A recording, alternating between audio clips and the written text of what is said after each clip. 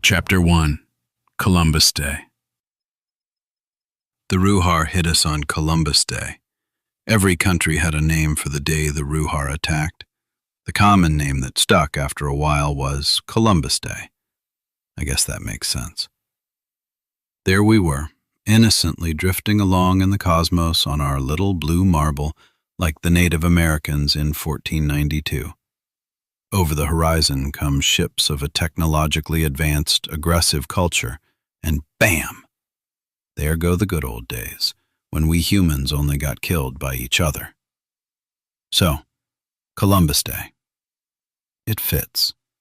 When the morning sky twinkled with what we later learned were Ruhar warships jumping into high orbit, we were curious. When power plants, refineries, factories, and other industrial sites around the planet started getting pounded from orbit with hypersonic railgun darts, we were shocked. For me, personally, when a Ruhar combat transport dropped out of the sky and skidded across a potato field outside my tiny hometown in northern Maine, that was when I became officially alarmed. It was a Monday morning in early October, the Columbus Day holiday in America. I was home on leave from the Army, visiting my folks, taking a break after my battalion got rotated home from peacekeeping duty in Nigeria. What a shit job that was. I was happy to be home in the States. My leave was ended by a burning streak across the sky, as the Ruhar transport came directly over my truck, arced over the lake, and crashed in the Olafson's potato field, plowing up dirt and potatoes until its nose was half submerged in a pond. It wobbled side to side for a minute with a screaming sound coming from its engines. Then it took off and flew low and unsteadily over the tree line toward the center of town, trailing smoke from its underside.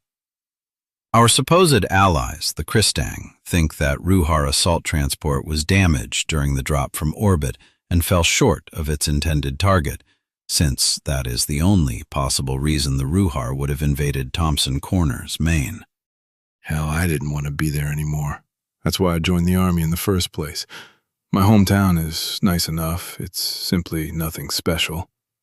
There's potatoes and cattle and sheep and other farming, of course, and some people, like my dad, had jobs at the big paper mill down in Milliconic, and you could get by with some lumbering, working as a hunting or fishing guide, a little welding on the side, whatever.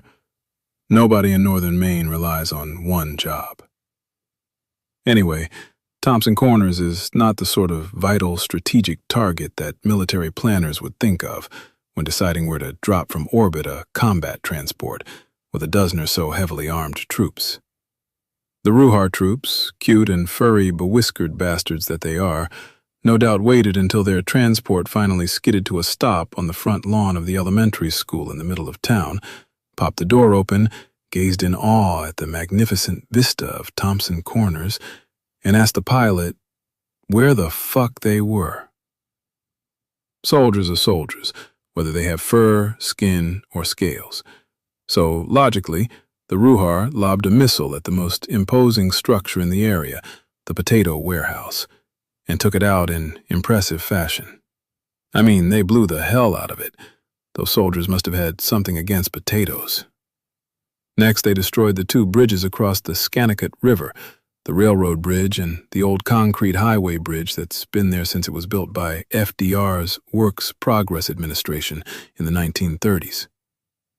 We'd had a lot of rain, and the river was running high. So with the bridge out, the only way for me to get into town was to drive all the way to Woodford and cross the river there. Like the old New England joke, you can't get there from here, right? Nice idea if the roads hadn't been clogged with panicked traffic and 100 other people didn't have the same idea I had at the same time. When I saw that assault ship coming in, trailing smoke behind it and headed for the center of Thompson Corners, I was already in my parents' pickup truck on my way into town to pick up my sister from her friend's house. It was 10 minutes after the first sites got hit. The radio said the governor had just declared a state of emergency, urged everyone to remain calm. Then all communications went out. No radio, no cell phones, no TV, no electricity. I didn't need to wait for instructions. I was going to pick up my kid sister, get back home, and hunker down with my family until I figured out what the hell was happening. Behind the seat was my father's bird hunting shotgun and a box of shells that were good for quail and not much else. Shows how clearly I was thinking that morning. All my army gear, including my rifle, were back at Fort Drum in New York State. I was, after all, on leave. Coming over the hill, I saw the ruins of the bridges and nearly crashed into a line of traffic that was trying to get into town like I was. Bill Geary, a volunteer firefighter and a retired captain from the Maine National Guard, was getting people organized to drive over to Woodford and come into Thompson Corners using the old fire road. I, like a dumbass, shouted that my truck had four-wheel drive. Almost everybody in northern Maine has four-wheel drive, even if it's only a beat-up old Subaru. Since I was last in line, I got turned around first, and three guys whose car had gone in a ditch jumped in my truck. We roared off like the cavalry coming to the rescue in a movie.